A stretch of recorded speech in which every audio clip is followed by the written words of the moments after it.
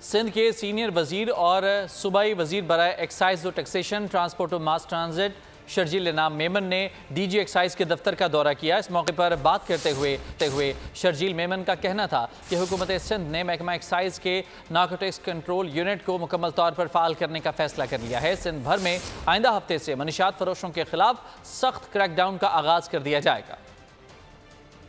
हमारा narcotics wing है, उसको ज़्यादा एक्टिव कर रहे हैं।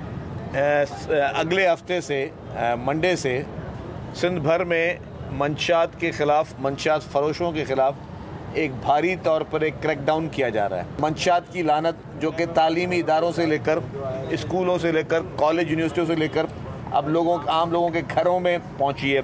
ज़ीरो टॉलरेंस पे काम होगा और इसकी बड़ी विजिबिलिटी आपको नजर आएगी। ये नहीं कि सिर्फ बातों की हद तक और मीडिया टॉक की हद तक है, इसकी विजिबिलिटी आप लोगों को बाकायदा नजर आएगी। सब्सक्राइब करें और बेल दबाएं ताकि कोई खबर रह न जाए।